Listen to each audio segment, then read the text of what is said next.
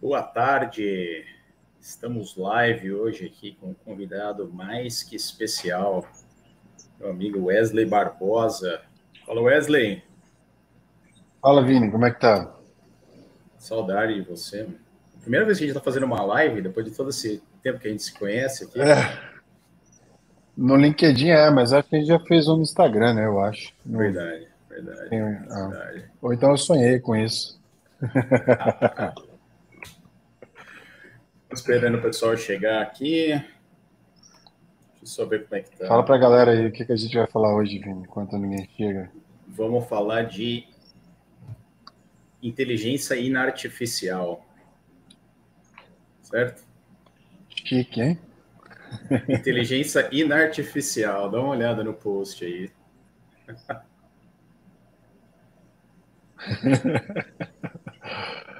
Vai se ser atualizando, bacana. né? Ué. Nós vamos falar dos gurus de plantão que entendem de tecnologia e de IA agora e nunca trabalharam em Vai ficar à tecnologia, vontade. né? É só você levantar a bola. Enquanto Você o não... pessoal que já está aqui online, vocês estão ouvindo e vendo a gente muito bem? Comenta aqui embaixo, por favor, para a gente saber que o áudio tá ok também, por favor, e a imagem. não. E pessoal, eu vou mandando comentários aqui. Deixa eu A ver se... live vai ser aqui agora, Paula. Você tá certa, é isso aí que você tá vendo aí. Isso é a live. Deixa eu ver com o pessoal aqui no LinkedIn. Já já nós já vamos pro conteúdo aqui.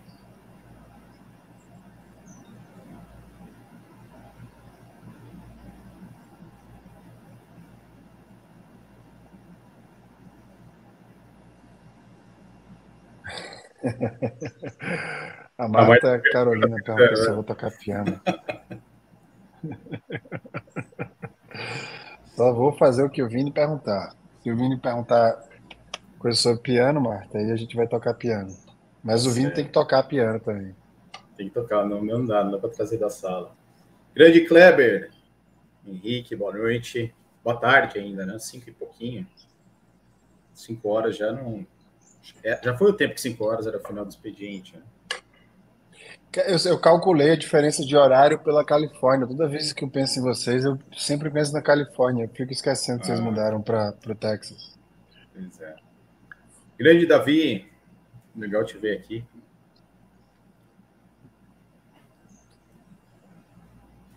E, bom, tá, a gente está live também no Facebook, YouTube. Se você quiser, dá para fazer um tag lá no teu Facebook, Wesley. Eu já tô mandando mensagem pra galera fazer aqui. Já vamos começar já já.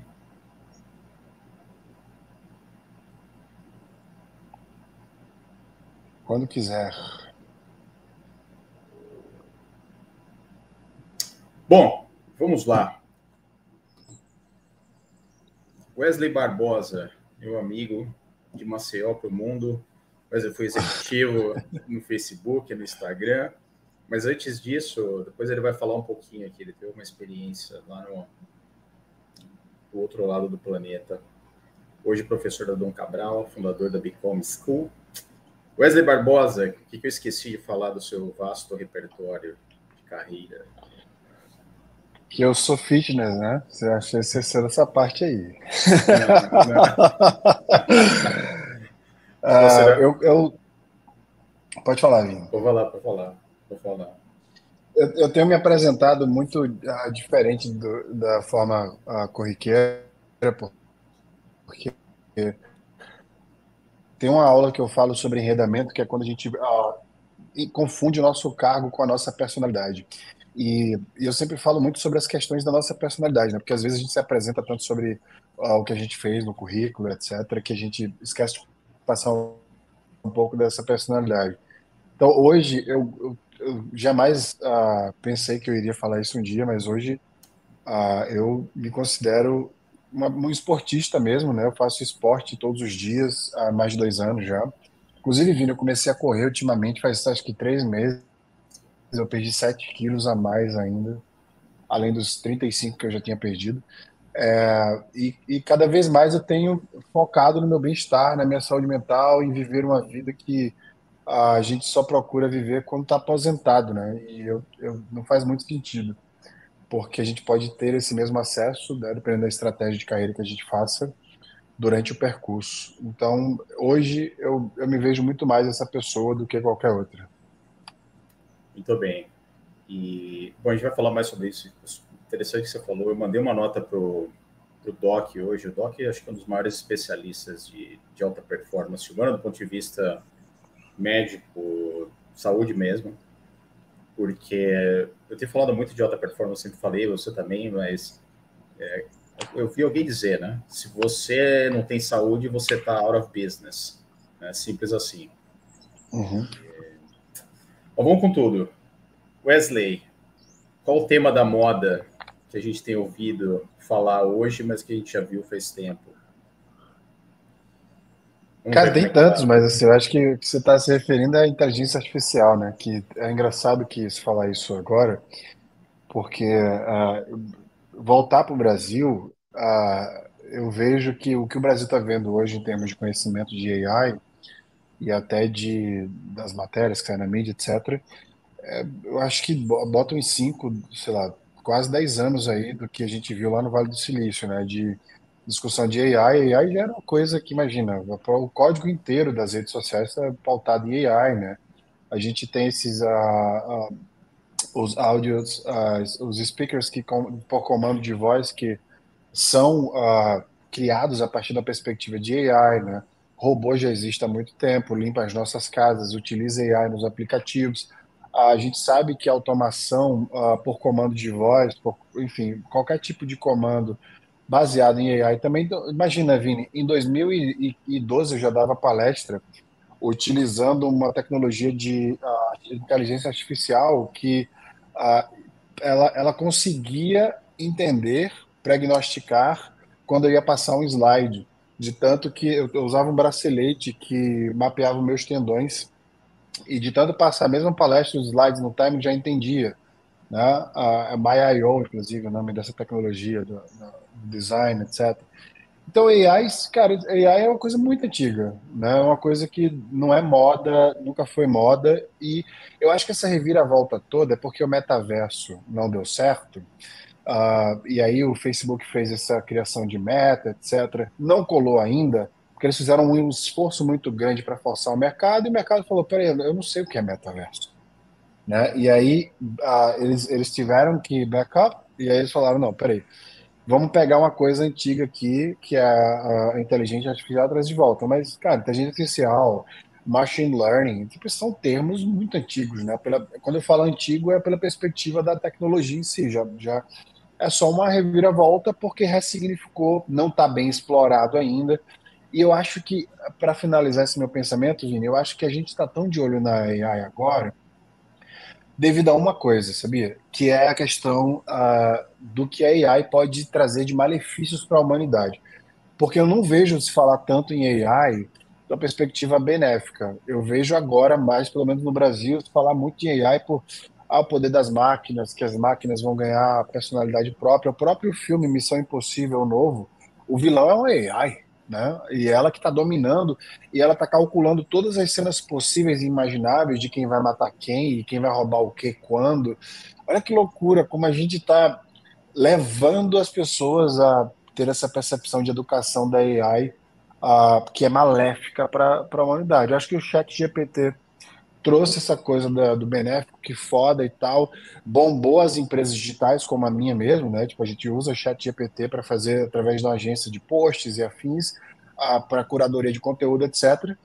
Mas a gente esquece, Vini, quando a gente olha para a Revolução Industrial, que toda mudança, ela não eliminou o ser humano, ela forçou o ser humano a ir buscar outras alternativas de trabalho e posicionamento social. Porque, cara, tudo que a gente está usando aqui agora, ele, foram oportunidades criadas a partir da digitalização. A gente está usando StreamYard para poder fazer um streaming para plataformas de rede social. Só nasceu porque a rede social surgiu, e só nasceu a rede social porque o telefone consegue comportar esse mobile IMs e afins. Enfim, eu tô assistindo The Office agora, não sei se você já assistiu o É, seriado, não. Vini. É, não. E aí eu tô vendo no início dos anos 2000, né? Uma cena onde eles estão implantando Instant Messenger, mensagens instantâneas. Oh, meu Deus, e a gente vai poder se comunicar em tempo real e tal. E, e eles falam, eu não quero isso, vamos lançar um website, eu não quero um website, não sei o quê. É a mesma descrição, Vini. O malefício, do falta de contato humano, não vai ter mais reunião presencial. As mesmas coisas que a gente está vivendo agora, a gente sempre viveu em lançamento de todas as tecnologias. Então, eu queria iniciar dando essa perspectiva aí, Não, para a gente excelente. set the tone. E para pôr um pouco mais de números aqui no meu sempre modus operandi de engenheiro, IA nasceu em 1956, quando o professor John McCarthy levou um paper para um simpósio de matemática em Dortmund, intitulado Algoritmos Matemáticos que Simulam o Pensamento Humano, entre parênteses IA. E o John McCarthy era o diretor do Centro de IA de Stanford e ali faleceu depois de todo o seu legado. Né? Acho que e o ponto que se disse é o seguinte: eu acho que tem uma exploração muito comercial de temas. Né? Acho que a gente sempre falou sobre isso. Né? A gente tem países que são carentes de heróis. Né? A gente precisa de grandes temas para fazer. Né? E eu trabalho com AI já há 10 anos em larga escala. E o que o ChatGPT trouxe, eu acho que foi. Primeiro, acho que foi uma grande sacada do CEO, do Sam Altman, que ele consumerizou um tema que até então ele estava confinado aos bastidores de grandes empresas que tinham poder de fogo para fazer isso acontecer. Mas muito rapidamente, eu acho que quando a gente está vendo a reação que o Google fez, hoje o Bard foi liberado no Brasil pela primeira vez. A experiência do Bard é espetacular, espetacular. Mas vamos lá, Wesley. Você é uma pessoa que fala muito de performance. Acho que esse é um tema que a gente tem bastante em comum aqui. Você já mencionou o fato de a tua própria empresa já estar usando o ChatGPT. O que é que muda na carreira das pessoas nessa onda, nesse modelo de consumerização de AI e mesmo para pessoas que estão dentro das empresas que estão buscando formas de usar AI para projetar sua carreira de performance? Conta um pouquinho o que você está observando. Cara, vamos lá. O que que eu vejo, né? Eu sou bem pragmático em relação a isso, né? Eu acho que eu dei algumas aulas sobre futurismo, numa instituição que estudava futurismo, e é engraçado que a gente estudava, inclusive, como uma pessoa vai ser assassinada daqui a 10, 20 anos através de venenos genéticos. E como essa mesma pessoa pode se defender disso mascando uma goma de mascar que mascara a conexão com o DNA dela através das células.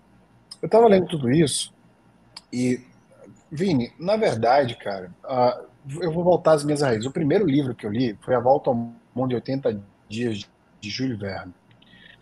E o Jules Verne, naquela época, ele já escrevia sobre o que era o helicóptero, o que é a TV, etc. Numa época que não existia. Depois eu fui estudar darwinismo. O Darwin falava de neurociências e genética numa época que não existia nada disso, né? O que eu quero dizer com isso? A gente confabula muita coisa hoje, como se isso fosse mudar a humanidade de uma forma que a gente não conseguisse controlar. Só que essas narrativas sempre existiram desse jeito. Ah, todas as alterações tecnológicas, comportamentais, elas chegam com uma grande massificação de pessoas se colocando num posicionamento contrário e com medo do que aquilo vai causar, porque falta educação, né? O sistema educacional não acompanha as mudanças da tecnologia. Quando eu falo tecnologia, eu estou me referindo a tudo, desde o tênis que você usa para correr, estava falando isso hoje na mentoria que eu acabei de dar, que muita gente compra um tênis qualquer para correr e se lesiona e não sabe que foi o tênis. Né? Muita gente não sabe que tênis tem que descansar. Essas coisas pequenas que a gente não é educado a entender de tecnologia e acaba consumindo de forma desacelerada, etc. Então, quando a gente entra nessa perspectiva, Vini, de AI, do chat GPT, por exemplo, como é que impacta a carreira das pessoas? Para mim é muito simples. A carreira das pessoas vão ser impactadas da mesma forma que a máquina de datilografar entrou no mundo, todo mundo tem que fazer curso de datilografia. Ah, meu Deus, agora acabou o papel, acabou a caneta. Acabou o papel e a caneta? Não. Aí lançaram os computadores. Mesma coisa. Agora vai demitir todo mundo, as máquinas vão substituir o homem, e aí quem não tiver curso de computação já era. A galera foi lá, se qualificou, virou professor de informática, virou designer, virou programador. A AI nasce daí, né? A AI só existe por conta dessas mudanças. Agora vem mais uma tecnologia que é antiga para a perspectiva tecnológica já, não é tão madura quanto a gente acredita que possa ser ainda, mas não é algo novo. E aí chega, todo mundo fica se protegendo, e aí não quer.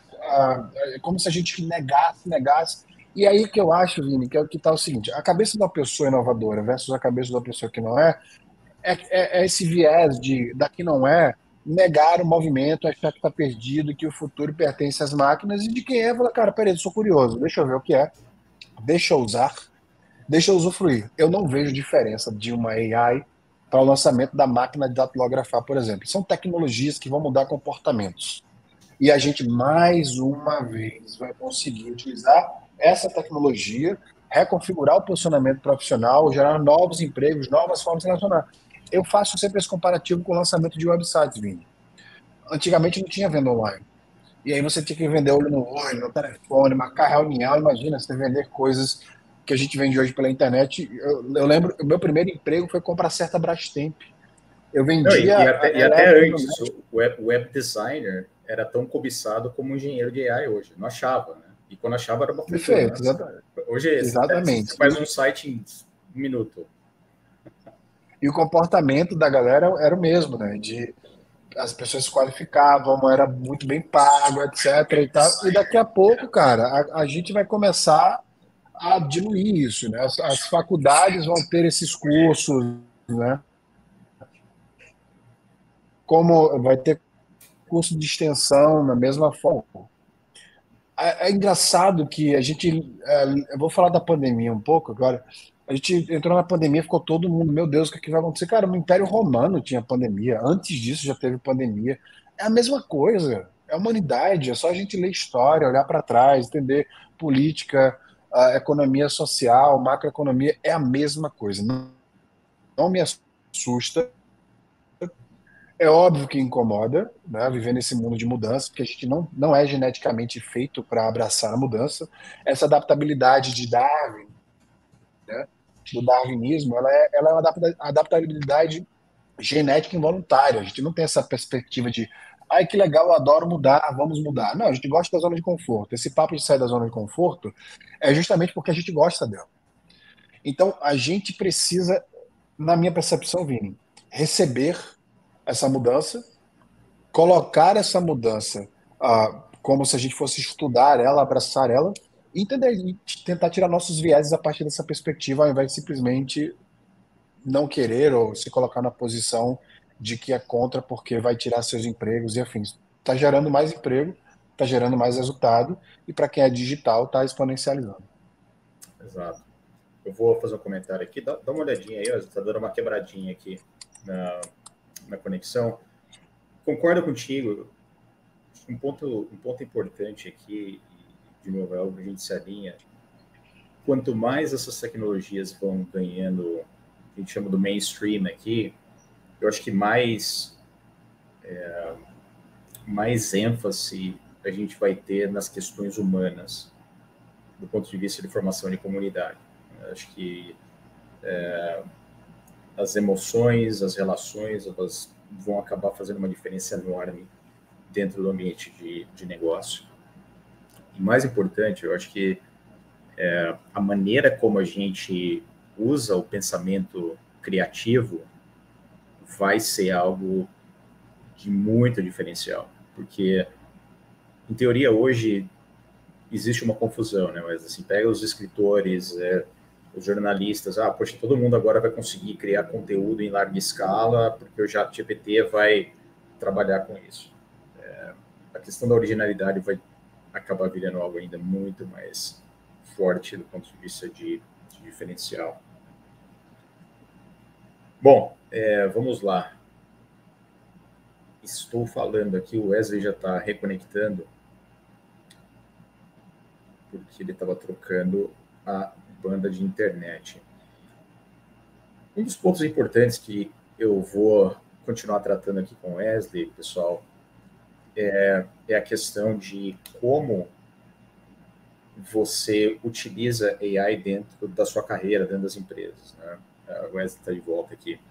Eu estava comentando um pouco, Wesley, sobre a valorização ainda mais forte do pensamento criativo, dada o crescimento dessas tecnologias. Eu acho que quanto mais originalidade e criatividade a gente tiver, tudo aquilo que a gente está fazendo, seja marketing, seja venda, seja operações, eu acho que vai existir cada vez mais esses outliers, e eu acho que vai dar espaço para quem realmente tem algo criativo de verdade. Como é que você vê isso? Sobre a criatividade em relação a se destacar na utilização de AIs? Exato. Eu acho, mas a criatividade e originalidade como um diferencial de performance humana. No mundo onde todo mundo vai... A gente tem uma tendência a fazer o mais simples, que faz com que a gente não gaste numa questão de sobrevivência, de desenvolvimento. Né? Eu acho que as pessoas que continuarem realmente botando a mão na massa para criar algo único no mundo, eu acho que vão continuar ganhando espaço. Como é que você vê isso? Deixa eu te perguntar primeiro, você está me vendo melhor agora e me ouvindo melhor? Ou ainda está travando?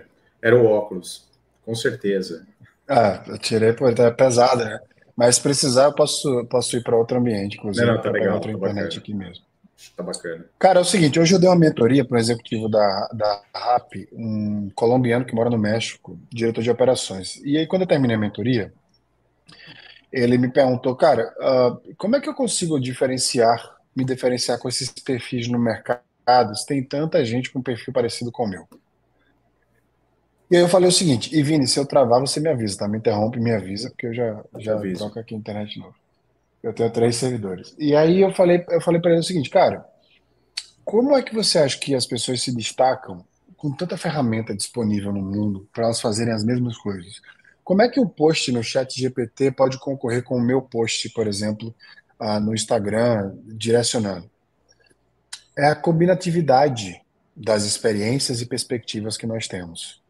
A ferramenta ela é criada por um ser humano, ela tem uma limitação algorítmica baseada na limitação de quem a criou. E esse algoritmo, ele vai ter uma curva de aprendizagem, que ele vai replicar essa aprendizagem e talvez vá para caminhos que quem o criou não conseguiria chegar. Mas olha que interessante, a AI é baseada em lógica. Mesmo a criatividade da ferramenta é baseada numa lógica. E as pessoas que trabalham com coding e trabalham com tecnologia de maneira geral, é sempre normal buscar a construção pela lógica. Então, quando você insere um código, você busca que aquilo corresponda a algum resultado baseado numa lógica, numa árvore de lógicas que você tem ali para se adequar. E aí entra o diferencial que a gente pode aplicar no uso de tecnologia. Né? E mais uma vez a gente volta para a questão do design, para a questão da utilização da computação, da digitalização e de como o humano utilizando essa ferramenta com a perspectiva criativa pode trazer perspectivas diferentes. Então, cada vez que a gente vê uma AI usando recursos sociais, teve um ser humano por trás dando aquela ideia e gerando aquele recurso. Por exemplo, agora está super na moda aplicativos que fazem imagens baseado em situações de vida, como você criança, você grávida, você com família, você sendo pai, mesmo que você, ou seja, projetando a sua vida ou voltando e resgatando alguma parte da sua vida. Isso é uma ideia de um ser humano buscando uma tecnologia para produzir. Wesley, mas daqui a pouco não vai ter uma AI que sozinha vai ter uma ideia de criar um código buscando na internet essa junção e criar o app, etc. Ela só vai fazer isso se existir um humano por trás dando essa ideia e direcionando para fazer isso. Eu acho que a gente está a arte, ela imita a vida, eu acredito nisso. A gente assistia aquele filme O Demolidor, com Wesley Snipes e o Sylvester Stallone, você vai ver que 100% do que o filme mostra, que é futurista, a gente já tem hoje. 100%, tudo. O Tesla, o telefone sem fio, que é celular, né?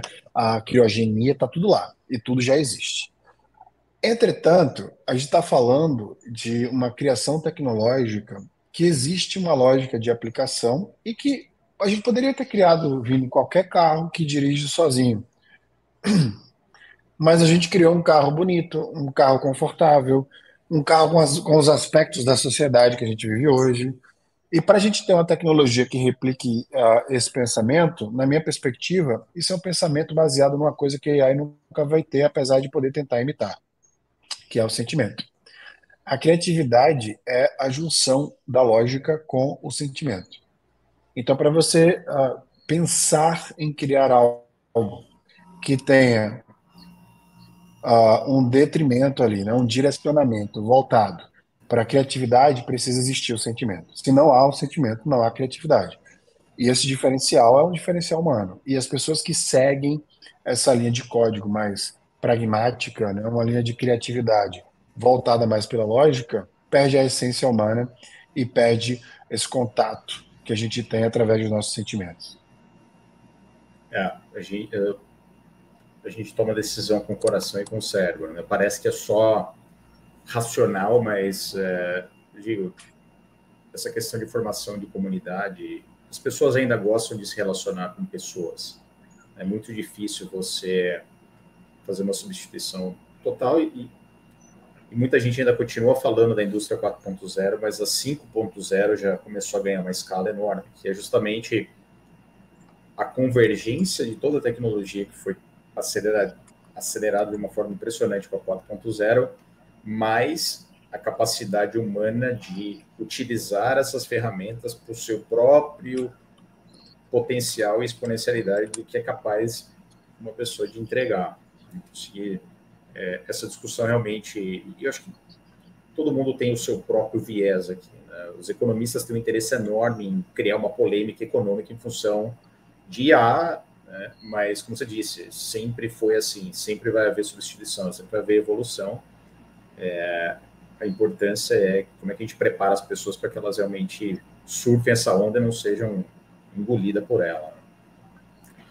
Vamos lá, Mr. Wesley, você é uma das pessoas que eu mais conheço que fala sobre produtividade, trabalho de forma inteligente. O que você tem ensinado os teus alunos nessa linha e como a tua visão de produtividade no trabalho tem evoluído nos últimos 2 anos?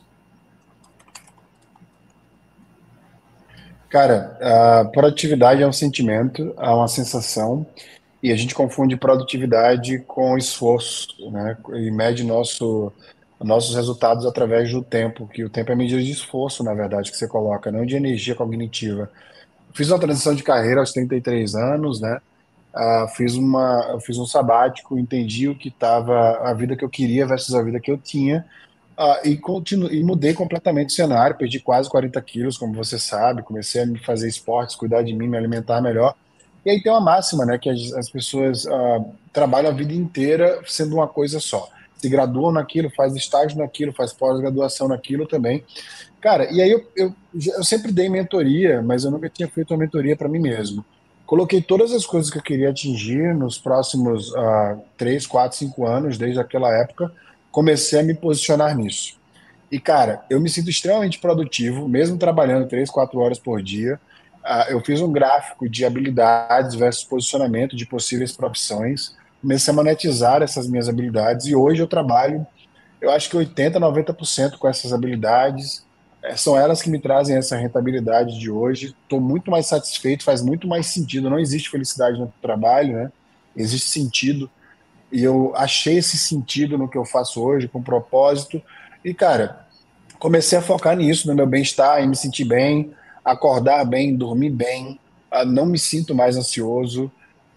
O que é produtividade hoje para mim? É diminuir essa ansiedade, diminuir microgerenciamentos, diminuir essa afobação que nós temos de ter um futuro perfeito e viver a vida agora, produzindo dentro do que eu posso, dentro do que eu tenho, focado. Eu sempre tenho uma frase que eu falo, Vini, que é egoísmo e felicidade são temperos do mesmo prato.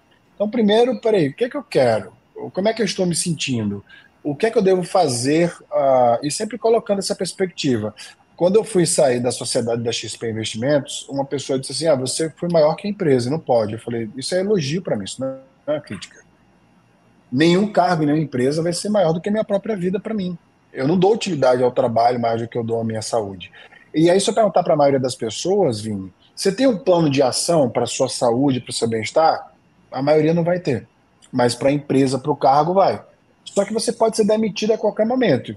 E se você for demitido da vida, da sua própria vida, você não volta mais. Né? E a Isso é, propósito, para isso você ter é, um isso cargo, é, você precisa estar vivo, né? só fazendo um parênteses, é muito comum que o glamour corporativo ele corrompe o mindset das pessoas. Né? Assim, a maioria das pessoas, eu sou o executivo da empresa tal, eu sou o Paulo do Google, eu sou a Maria do Facebook, eu sou o Vinícius da. Quando as pessoas começam a usar sinonimamente o nome da empresa como seu sobrenome, eu acho que é aí que essas linhas começam a cair e a confusão é impressionante, porque se um dia você não tem esse trabalho, metade da sua vida evapora. Né? Isso é um perigo enorme. Eu estava falando com um headhunter bastante importante e a primeira pergunta que ele me fez foi o seguinte: pô, mas geralmente os empreendedores estão ali entre os 20 e 25 anos, poxa, estava super bem, como é que está a família? A esposa te apoiou nesse processo? Eu falei assim, poxa, ela foi a primeira a dizer se precisar fazer dois trabalhos para que eu vá atrás do meu desejo de empreendedorismo, do que eu acredito, ela está lá. E aí ele me diz o seguinte, olha, parabéns, você está entre 1% da população, porque a maioria das esposas dos executivos que eu conheço é o seguinte, você pode fazer o que você quiser, mas desde que você continue me presenteando com as bolsas e sapatos caros. Então, assim, essa vida que se constrói em torno de, muitas vezes, um cargo mesmo, o glamour corporativo, ela é efêmera. Né? E isso é Uhum. perigosíssimo, porque nesse mundo onde a inteligência artificial, ou mesmo qualquer outra tecnologia, acelera muito a mudança, as pessoas que realmente têm uma dificuldade maior de fazer e evoluir, realmente são as que vão ficando para trás. Vamos lá. Cara, esse lance de transição, Vini, só para complementar, ele impacta a sua vida como um todo, né? Eu tenho uma filha de 11 anos, você sabe, a Sofia, e ela é a pessoa que mais me alimenta de perspectivas em relação a essa minha mudança, porque ela acompanhou tudo, né? E ela viu o pai dela com a forma, com o pensamento, com uma falta de bem-estar, né? Tipo, ela sentia isso. E hoje, cara, a maior parte do dia eu passo com ela, a gente tem várias formas de entretenimento juntos. E meu indicador de resultado hoje é isso, cara. Deixou de ser bônus, deixou de ser ações, deixou de ser promoções e tal. E assim, eu olhava e olho para os meus companheiros que continuaram nessa via de dar a alma pela empresa e nenhum deles estão se sentindo bem agora, né? Então, eu prezo muito pela minha saúde e coloco ela como minha prioridade. Quando eu falo saúde, inclusive eu queria fazer um ponto que agora que eu lembrei, eu falo também do tecido social. A maior pesquisa, a pesquisa mais longeva da história, né, 86 anos, foi feita por Harvard, divulgada há pouco tempo, com 750 pessoas no mundo inteiro. E Harvard chegou à conclusão que a fórmula da felicidade é a qualidade do seu tecido social, né? E colocou 7 passos de melhoria de tecido social. Ou seja, com quem eu me apoio, com quem eu aprendo, as pessoas que eu ando que fazem atividades físicas, enfim, provando que se você investe a maior parte do tempo em se isolar no trabalho, etc., você vai passar a vida inteira trabalhando e vai ser infeliz a vida inteira, né? Porque a felicidade é um composto de 4 neurotransmissores e você não vai secretar eles no trabalho. Fala um pouco desses quatro. Como é que a gente estimula a produção desses quatro, Wesley? Dopamina, serotonina, oxitocina e endorfina. A dopamina, ela é popularmente conhecida como o neurotransmissor do prazer, né? Cientificamente conhecido como neurotransmissor da recompensa. Nós temos um sistema de recompensas no cérebro e todas as decisões que nós tomamos, essa decisão é baseada em risco e recompensa. Então, tudo que a gente faz é a curto prazo. Nós somos seres imediatistas. Por isso, Vini, que de todo mundo que se inscreve anualmente na academia, só 3% vão para academia. Eu vi que a Marta é um desses 3% agora, né? Que ela vai para academia agora Tá, todo dia. A maioria das tá. pessoas não vão para academia. Só não pode voltar com o joelho quebrado do Brasil de novo. A maioria das pessoas não vão à academia porque não se sentem recompensadas a curto prazo. E aí, por isso que procrastinam. Aí eu tenho uma dica fantástica. Quando você procrastinar, preste atenção no que você faz quando você procrastina. Porque aquelas atividades são atividades que teu cérebro entende que são atividades de prazer, de recompensa. E tenta levar ela para o teu trabalho. Por exemplo, eu fiz uma lista de coisas que eu faço quando eu procrastinava. Ficava tomando café, ficava lendo livro, acendia incenso, sentava na sala, ficava dando uma volta. Cara, o que é que eu faço hoje? Quando eu começo a encher o saco, meu hiperfoco começa a trabalhar, faço café, volto a trabalhar, dou mais um gás. Daqui a pouco acendo um incenso, pode para uma música, volto a trabalhar, dou mais um gás. E aí vou passear com o meu cachorro, começo a trabalhar mandando áudio para as pessoas, ou produzindo de uma forma interativa.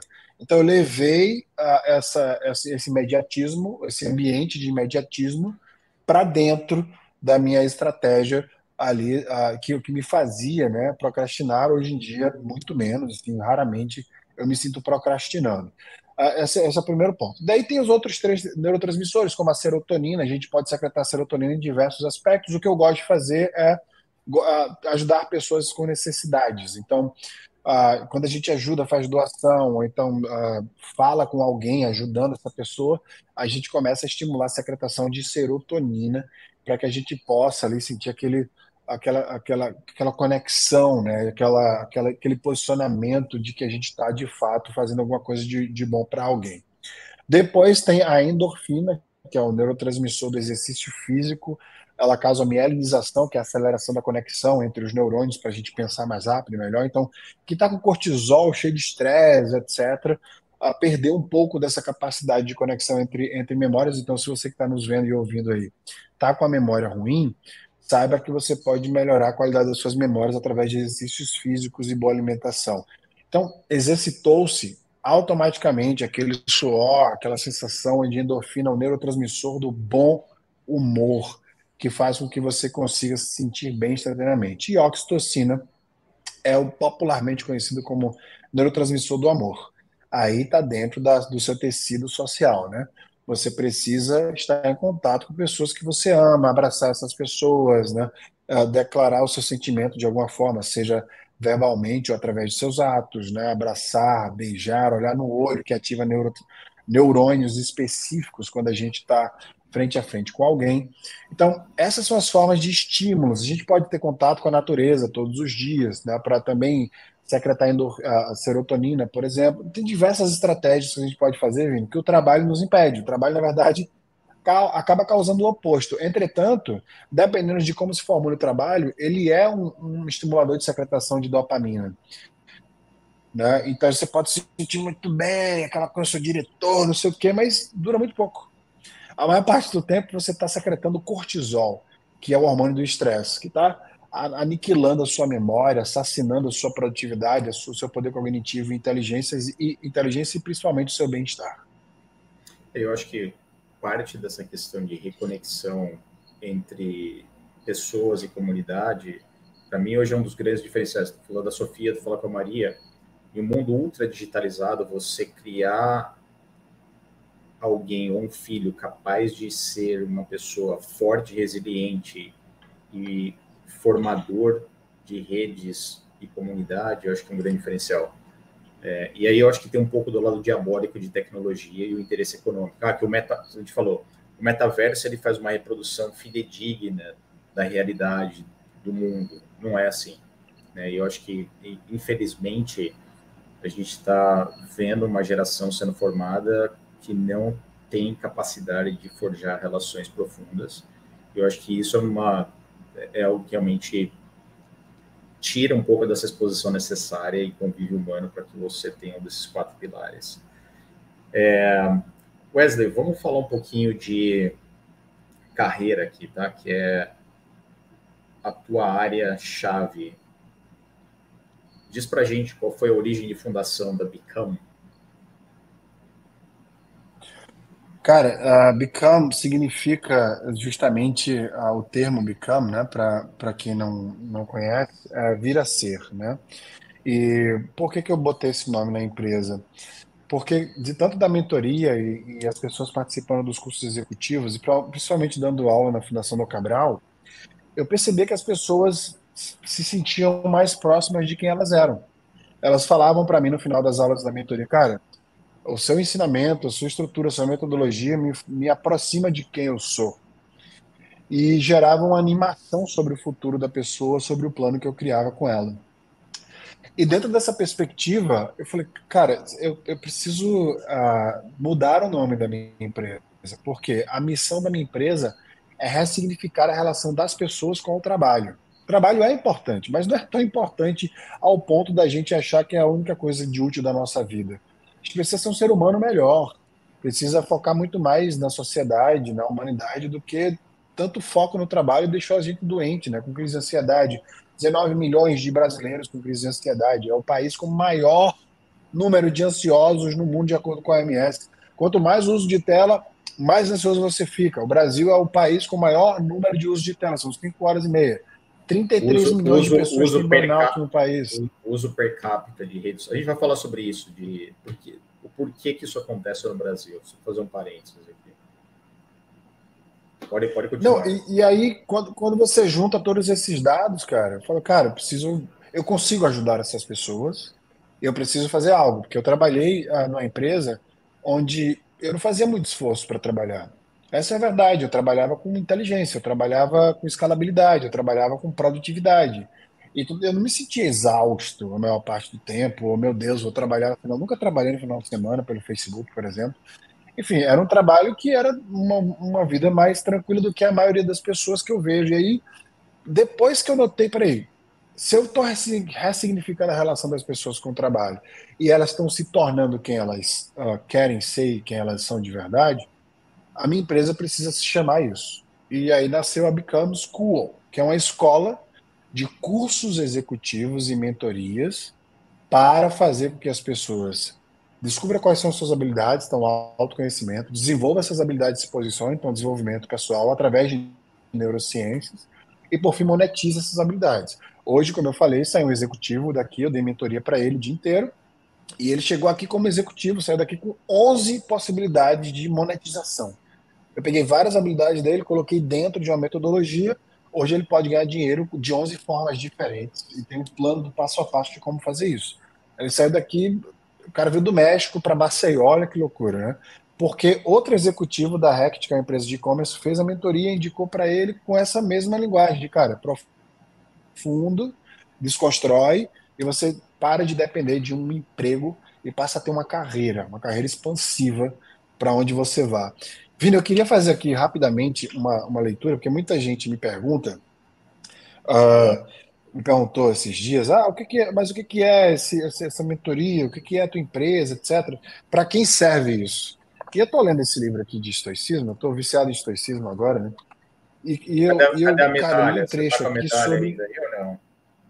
Cadê a moeda? Eu dou a última aula do curso de mentoria coletiva, eu uso essa moeda para finalizar com o Memento Mori.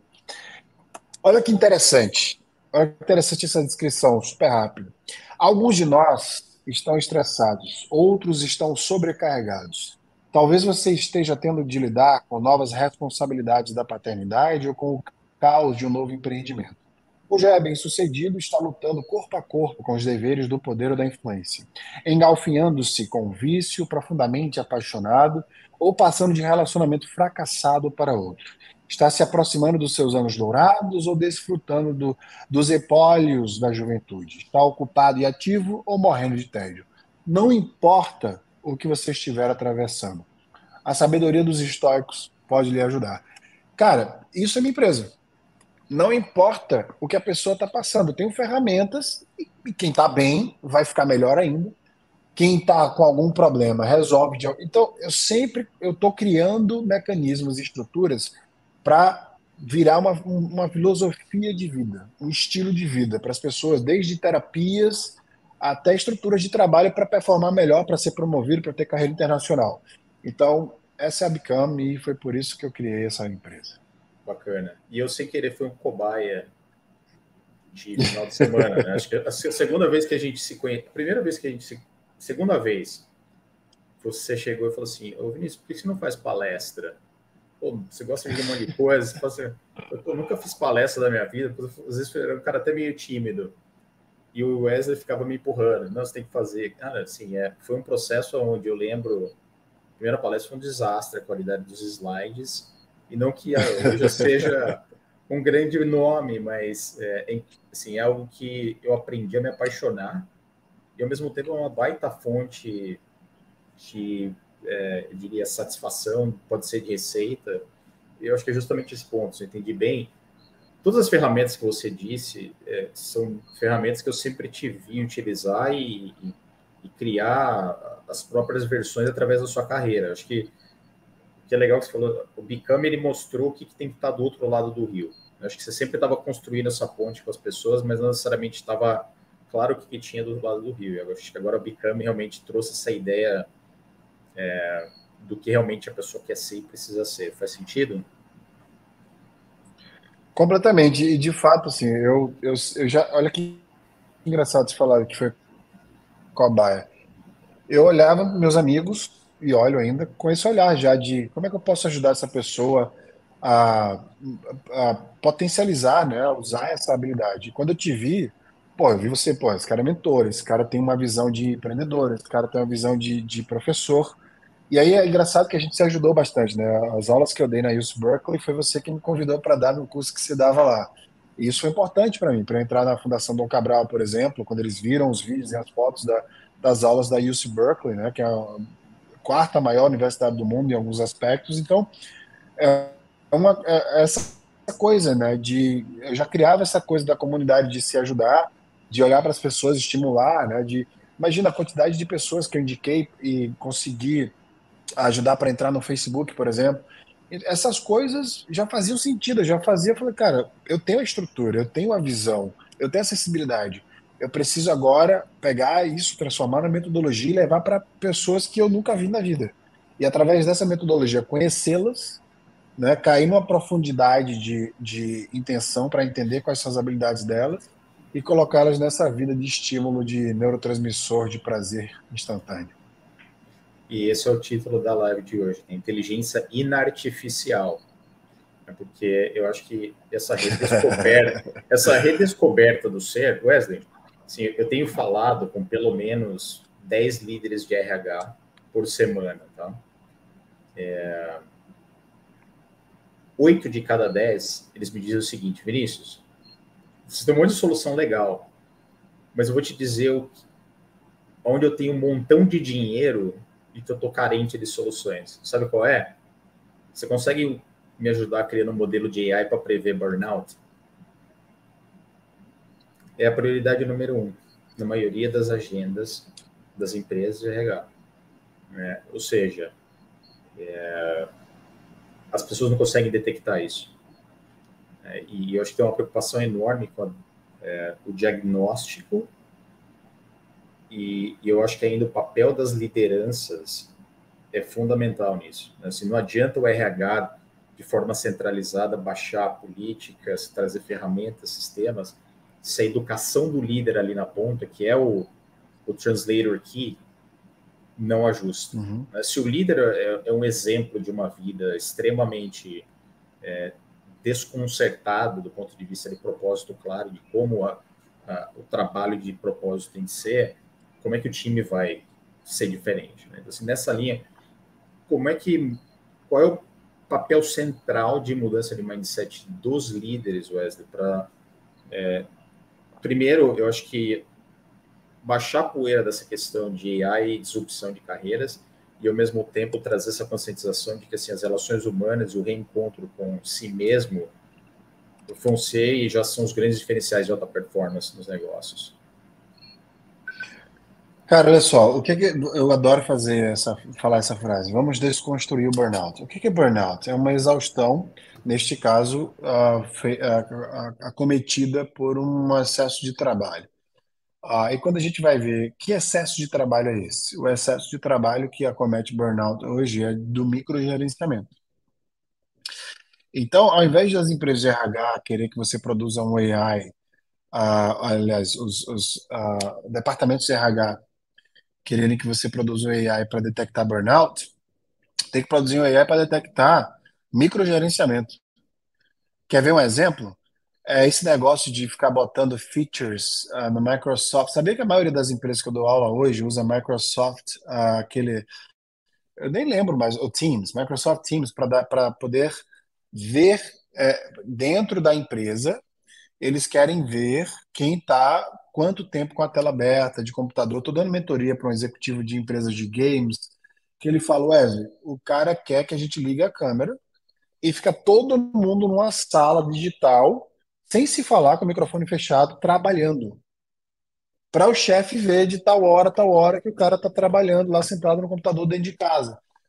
Quer dizer, a gente começou a lançar features para dizer assim, eu não confio em você. Mas sabe por quê, Vini? Porque a gente não sabe gerir e ensinar as pessoas a terem autonomia. Como a gente não sabe dar autonomia, ser autônomo e fazer uma gestão por resultado, aí a gente microgerencia. Só que o microgerenciamento gera crise de ansiedade, que é um dos principais pilares de quê? Da depressão. Aí tu pega no mundo inteiro todo esse combo de doenças e vê que o Brasil é pioneiro na maioria delas. Vai olhar como é que é a gestão no Brasil. O Brasil é um país onde não se sabe o que é líder e o que é gestor. É um país que chama aquele chefe de anos de casa que escraviza todo mundo, manda todo mundo chegar antes das 8, sair depois das 8, né? 12, 14 horas de jornada de trabalho diária, chama de líder. E ele acha que aquilo é que dá resultado, e ele passa por vários treinamentos e não muda. Por quê? Porque a empresa, essas pessoas só vão mudar quando os empregos delas estiverem ameaçados. Essa é a verdade. Quando você colocar como meta da pessoa número de pessoas que tem burnout no time ou não, né? Assim como a gente teve meta de diversidade no Vale do Silício por muitos anos, daqui a pouco vai ter meta de saúde mental. Como é que você está cuidando dos seus funcionários? Como é que você está estimulando eles a buscar coping, por exemplo, que são técnicas de enfrentamento, né, para ter saúde mental? Como é que você está gerenciando seus próprios vieses e microgerenciamentos com o seu time? Aí na 360 lá, na Performance Cycle Review, vai ter lá um espaço enorme para falar sobre saúde mental. Enquanto não tiver essas ferramentas que diagnosticam, mostram que você está sendo um péssimo para o cargo de chefia que você está exercendo e colocar você em xeque e ter o emprego em xeque, não vai ser levado a sério, os números não vão mudar. Que AI para detectar burnout? Imagina, AI para detectar burnout é como se eu tivesse um problema de, sei lá, tá, a casa inteira está aqui, tá alagada. Cria um AI aí para eu saber quando vai chover. Vai mudar em quê? Vai alagar a casa, você só vai saber o dia que vai alagar a casa. Você tem que saber por que está alagando a casa, quais são os motivos que a sua casa está sendo, ou seja, há infiltrações. E eu acho que é por aí, Vini. Eu acho que a É o gente precisa sistema de aprender a gestão. desconstruir as coisas. Exatamente. O que Exatamente. o que você falou, assim, tem alguns modelos de operação de gestão que já não são mais aceitos, né? Assim, gerência medíocre sempre existiu e sempre vai existir, mais ou menos em alguns lugares. Só que assim, a gente está num mundo onde o cabresto, né, ali de plantão do supervisor já não é mais aceito. Só que eu acho que a tecnologia, por outro lado, tem o seu lado diabólico, ela permitiu a criação dessas coleiras digitais. A gente está vendo em muitos ambientes e até nas relações comerciais de aplicativos, né, eu diria, essa formação de um escravagismo contemporâneo digital. Né? Porque se a gente for pensar nas Uhum. essências do escravagismo, na verdade, assim, você colocava as pessoas para desempenhar e fazer as coisas que não necessariamente eram o que elas queriam, dava prazer. Só que quando você faz isso e induz a pessoa e a pessoa nem sabe, eu acho que é pior ainda. Né? E nessa linha, Wesley, por que o Brasil é um outlier nisso? Né? Por que o Brasil usa tanto rede social? Você que trabalhou no Facebook e no Instagram, como é que a gente, principalmente, como é que a gente segura um pouco dessa isca digital que está ali por trás de todas essas plataformas? Ô, Vini, vamos desconstruir de novo. Se tu pegar outros dados que não tem nada a ver, né? Vamos pegar outros dados. Vamos pegar dados de países que mais enviam ah, seus cidadãos para outro país estudar e recebe-os de volta para melhorar a economia. China. País que mais tem adolescente que está performando na escola para entrar nas melhores universidades do mundo para poder ter uma profissão, etc. Estados Unidos. Quando você vai olhar esses dados, Eles vêm de onde? Da cultura. Olha os filmes dos Estados Unidos. Sempre tem aquela coisa do adolescente que vai para outra cidade estudar sozinho. Todas as séries têm algum adolescente de alguma família, de alguém que foi estudar em algum lugar, recebe a carta. O brasileiro, ele já sabe que o americano recebe a carta da universidade de aceitação ou não. A gente já sabe também que o chinês inundou o mundo, estudando em todos os lugares, pega tudo que é bom do mundo inteiro, leva de volta para a China, consegue um bom emprego e aí lança essas tecnologias no resto do mundo inteiro de novo. O brasileiro já sabe tudo isso. O que é que isso quer dizer? É a cultura deles. Eles já nascem com essa predição, com esse plano. Vamos desconstruir a cultura do brasileiro, certo? Vou pegar aqui algumas coisinhas que aí são negativas porque você fez uma pergunta que é de um comportamento que não é positivo.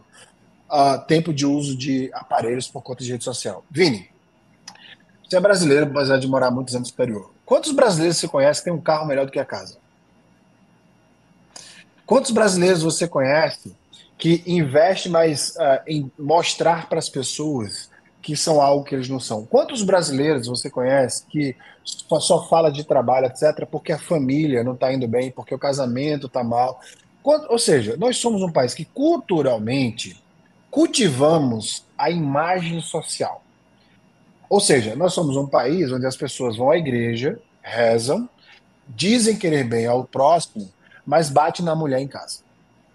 Então, nessa cultura que nós temos aqui, é óbvio que o que foi que a rede social fez? Ela potencializou o alcance dessas pessoas.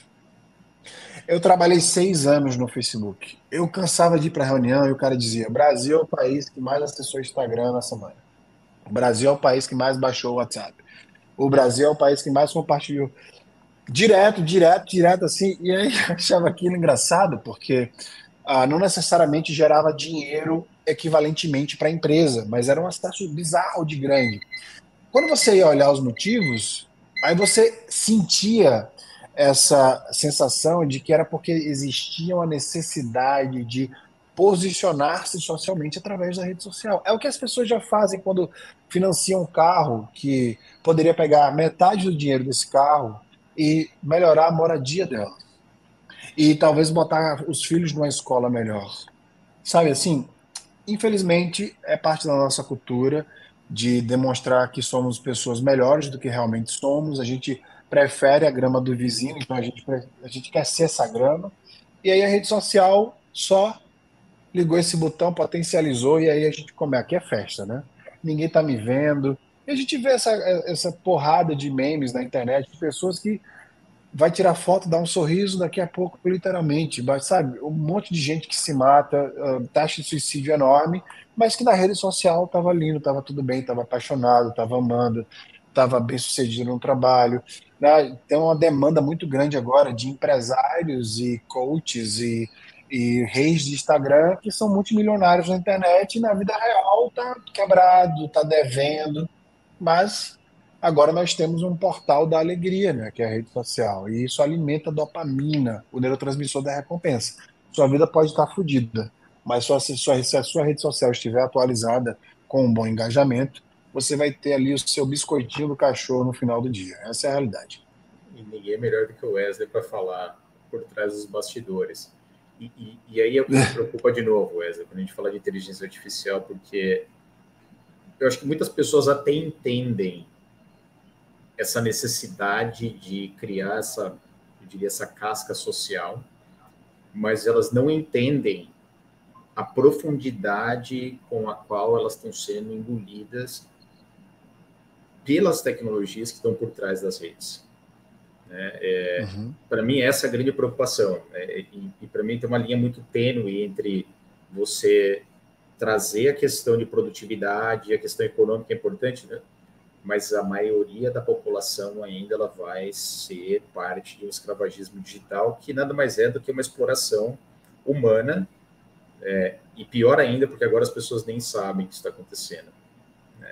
Essa é a grande preocupação que eu tenho. E mais ainda, né, vai naquela linha que tem os gurus de plantão, que não sabem de tecnologia, mas falam de tecnologia. Né? Então, assim, eu digo, o efeito colateral dos gurus de palco, ele acaba triplicando, né? Porque ele já estava ali abastecendo o mindset das pessoas com o discurso fácil da medalha de ouro sem jogar.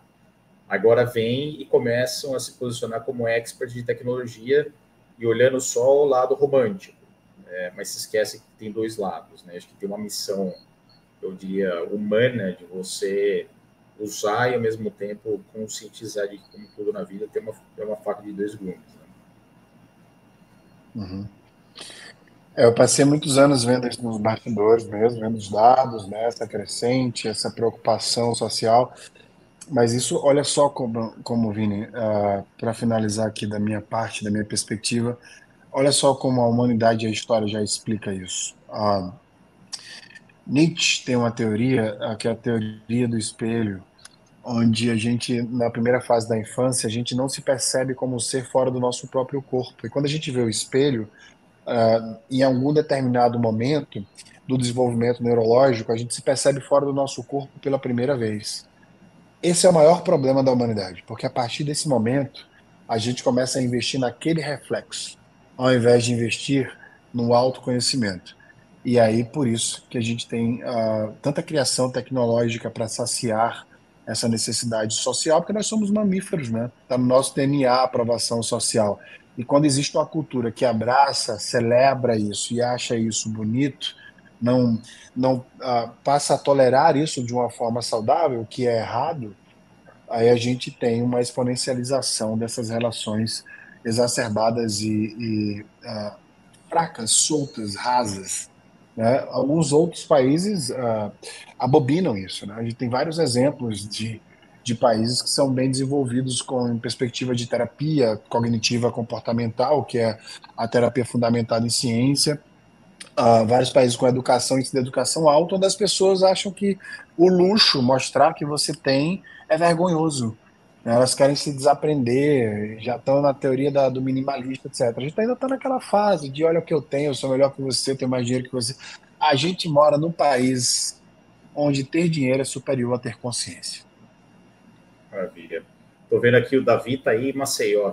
Vocês precisam tomar alguma coisa junto, se conhecer depois. Ou Davi, depois você me manda uma nota que eu te conecto com o Wesley. Meus Quando quiser. pêsames por antecipação aqui, mas vale a pena o papo.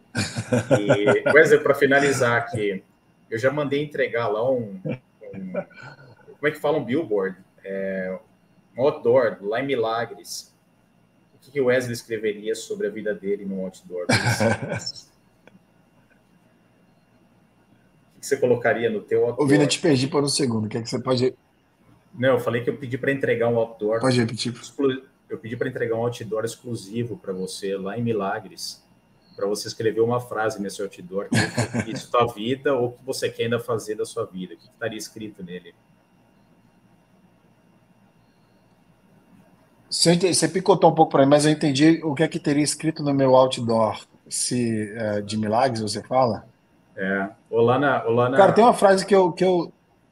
Pode falar. Pode falar. Tem uma frase que eu sempre falo para todo mundo, Vini, quando eu termino as aulas, que é aquele que salva uma vida, salva o mundo inteiro. Não adianta a gente ter tanto conhecimento e tantas conquistas se a gente não ajuda a vida de ninguém com isso. Para mim, não tem utilidade nenhuma. Então, quer ser útil, passe a mudar a vida de uma pessoa que seja na sua vida. E tudo que você sabe, tudo que você tem, traz utilidade para o mundo. A gente não vai melhorar o mundo abraçando todos, né, nem atingindo massas, nem nessa escalabilidade que a digitalidade nos dá. A gente muda o mundo, na realidade, educando pessoas no meio do caminho. Eu me sinto dessa forma. Eu sinto que tudo que eu faço hoje é pela e por educação. Então, é isso. Aquele que muda, aquele que salva uma vida, salva o mundo inteiro. Essa é uma frase boa para pôr no outdoor de milagres. Muito bem, sempre ótimo falar contigo. Bom, e agora na próxima live nós vamos ter que pegar um vinho aqui, mas agora que eu lembrei que você, antes da versão 2.0, você já tomava cerveja sem álcool. Agora na versão S 2.0, você não deve nem comprar sem álcool. Não, Vinícius, cara, o Vinícius, ele passou uma vergonha muito grande nas festas que fazia na minha casa na Califórnia. Ele levava cerveja sem álcool e aí ele Pois passou tanta é. vergonha que o cérebro dele, para sobreviver, defender ele dele mesmo, criou essa história que a cerveja sem álcool era minha. Pois é. Não, é autodefesa, aprendi com você. Wesley Barbosa, cara, obrigado. Pessoal, Valeu, obrigadíssimo queridão. Até por amanhã. entrar aqui. Grande abraço. Tchau, pessoal. Boa noite. Valeu, Vini. Um abraço, até amanhã no Instagram, né? Tchau, tchau. Vamos lá.